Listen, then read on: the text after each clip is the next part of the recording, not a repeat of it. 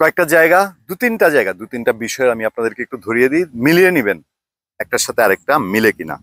আমার হাতে প্রথম যে খবরটা, এর মধ্যে এই খবর চাপা পড়ে গেছে। এরপরে রংপুরে এরশাদের বাড়িতে, জেমগাদের বাড়িতে হামলা হলো, বড় খবর। মুক্তিযুদ্ধে অস্ত্র হাতে লড়েছিলেন বলেই কি জামিন পেলেন না অধ্যাপক আনোয়ারা, জগন্নাথ বিশ্ববিদ্যালয়ের সাবেক শিক্ষক। খবরটা আজকের পত্রিকায় আছে। তারা কি বলছেন? জগন্নাথ বিশ্ববিদ্যালয়ের সাবেক অধ্যাপক, বীর মুক্তিযোদ্ধা ডক্টর এস এম আনোয়ারা বেগমকে জামিন না দিয়ে কারাগারে পাঠানোর ঘটনায় ক্ষোভ ও বিস্ময় প্রকাশ করেছে মানবাধিকার সংগঠন সহ বিভিন্ন সচেতন মহল ওয়ার্ল্ড ওয়াইড। বড় বড় মানবাধিকার সংগঠন বলছে 82-83 বছর একজন মহিলা নারীর মুক্তিযোদ্ধা, আজকে 55 বছর আগের নারী মুক্তিযোদ্ধা। চিন্তা করে দেখেন, আজকে যারা ওই বিপ্লব করে ফেনা তুলে ওই স্বার্থের জন্য গিয়ে চাঁদাবাজি করে, এরা সেই মুক্তিযোদ্ধা না। জুলাই অভ্যুত্থানের সময়কার একটি মামলায় সন্দেহজনকভাবে তাকে জড়িয়ে গত 29 মে ঢাকার চিফ মেট্রোপলিটন ম্যাজিস্ট্রেট আদালত জামিন না দিয়ে কারাগারে পাঠান। অথচ একই ধরনের মামলায় জনপ্রিয় অভিনেত্রী নুসরাত ফারিয়া মাত্র কয়েক ঘন্টার ব্যবধানে জামিনে মুক্তি পান। রাজনীতি কোথায় জানেন? কারণ নুসরাত ফারিয়াকে টানতে গেলে কিছু ঘুরতে সাপ বের হয়ে যাচ্ছিল, নুসরাত ফারিয়াকে জামিন দিয়েছে। এই যে আনোয়ারা ম্যাডাম, উনি মুক্তিযোদ্ধা, ওনাকে বিপদে ফেললেই মুক্তিযোদ্ধাদের উপর তাদের প্রতিশোধ নেওয়া হবে। ফলে প্রশ্ন উঠছে, সেলিব্রিটি অভিনেত্রী বলে জামিন আর বয়স্ক মুক্তিযোদ্ধার জন্য কারাগার, এটা কেমন বিচার? ডক্টর আনোয়ারা বেগম 1971 সালে মহান মুক্তিযুদ্ধে অংশ নিয়েছিলেন কিশোরী বয়সী। মোদ্দা কথা তো বুঝতে পেরেছেন। এটার সাথে আমি আরেকটা খবর আমি আপনাদের সামনে একটু তুলে ধরতে চাই। এর মধ্যে দেশ বিদেশে প্রতিষ্ঠিত হয়ে গেছে।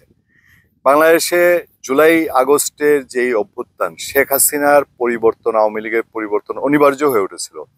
দেশের মানুষ আওয়ামী লীগের ক্ষমতা, আওয়ামী লীগের শাসন এবং আওয়ামী লীগের রুট লেভেল পর্যন্ত নেতাকর্মী নামে যা তৈরি হয়েছিল, এদের আচার আচরণে বিরক্ত ত্যক্ত হয়ে উঠেছিল। কিন্তু সেইটার সুযোগে কোন শক্তি বাংলাদেশে এসছে? এই খবরটা যাওয়ার আগে মনে করিয়ে দিই, পাকিস্তানের প্রধানমন্ত্রী ভারতের সাথে যুদ্ধের পরে এবার বলেছে যে তারা 71-এর প্রতিশোধ নিয়েছে। 71-এর যুদ্ধ কার কার হয়েছিল? 71-এর যুদ্ধ হয়েছিল পাকিস্তান আর বাংলাদেশে। সে ইন্ডিয়ার সঙ্গে যুদ্ধ করে 71-এর সুখ নিতে যাচ্ছে, প্রতিশোধ নিয়েছে 55 বছরে, বলেছে না? তারপর একটি খবর, এটা ইতিমধ্যে সোশ্যাল মিডিয়ায় ছড়িয়েছে অনেক। আনন্দবাজারের এই খবরটি আপনারা দেখেছেন, এটা এস্টাবলিশড। 1971-এর বদলা নিয়েছি, হাসিনার ক্ষমতাচ্যুত হওয়া নিয়ে দাবি সন্ত্রাসী হাফিজ সঈদের সংগঠনের। তাহলে সেই যে আনোয়ারা ম্যাডামকে জগন্নাথ বিশ্ববিদ্যালয়ে বলা হচ্ছে মুক্তিযোদ্ধা বলেই তাকে জামিন না দিয়ে কারাগারে রাখা হয়েছে, তার সঙ্গে মিলে যায় না? পাকিস্তানের প্রধানমন্ত্রী 71-এ বদলা নিয়েছেন, 71-এর প্রতিশোধ নিয়েছেন বলেছে, মিলে যায় না? আর এই আবু সঈদের যে বক্তব্য, সেটার সঙ্গেও কি মিলে যায় না যে আবু সঈদ যেটা বলছে তারাও 71-এর বদলা নিয়েছে? তাহলে আপনি হিসাব কি মোলাবেন?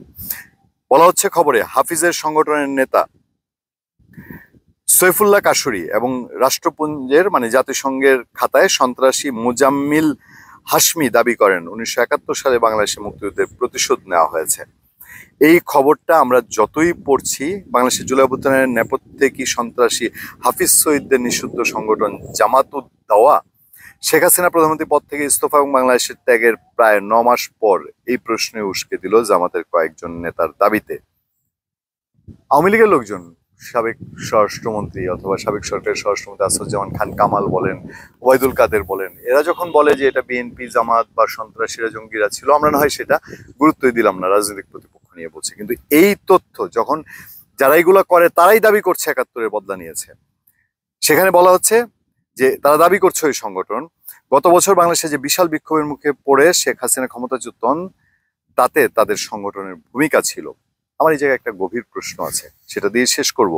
হাফিজের সংগঠনের নেতা সাফুল্লাহ কাশুরি এবং জাতিসংঘের খাতায় সন্ত্রাসী মুজাম্মিল হাশমি দাবি করেন 1971 সালে বাংলাদেশে মুক্তিযুদ্ধের প্রতিশোধ নেওয়া হয়েছে। কাশুরির কথায় 1971 সালে যখন পাকিস্তান ভেঙে যায় তখন আমার বয়স ছিল মাত্র 10।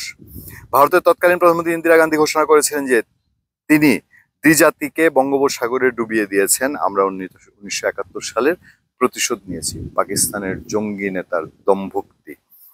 এবং লাহোর থেকে 400 কিলোমিটার দূরে রহিম ইয়ার খানের সমর্থকদের উদ্দেশ্যে বক্তৃতা দেওয়ার সময় কাশুরি 1971 সালের মুক্তিযুদ্ধের কথা উল্লেখ করেন। সেখানে তিনি স্বীকার করেন সেই সময় মুরিদকেতে ভারতীয় বিমান হামলায় তার এক দাদা খুন হয়েছিলেন, আমাকে তার শেষকৃত্যে যোগ দিতে দেওয়া হয়নি। তাহলে আর বুঝতে বাকি থাকে যে প্রশ্নটা দিয়ে শেষ করতে চাই, এই যে কাশুরি বক্তৃতা দিয়েছেন সে তো পাকিস্তানে বসে থেকে একা বাংলাদেশ মিশন বাস্তবায়ন করেনি। তাহলে বাংলাদেশ এখন কি পরিমাণ তার অনুসারী এখনো রয়ে গেছে, এবং তারা কি তাইলে ৭১-এর সেই প্রতিশোধ তাদের যদি কথায় যেটা হয় তারা যেটা দাবি করছেন সেটাই করে বসে আছে, নাকি এখনো আরো কিছু করে যাচ্ছে? ধন্যবাদ সবাইকে, ভালো থাকবেন, সুস্থ থাকবেন। সত্য, করোনা এবং সহনশীলতার সাথে আপনার সাথে আমি আতিক রহমান পূর্ণিয়া।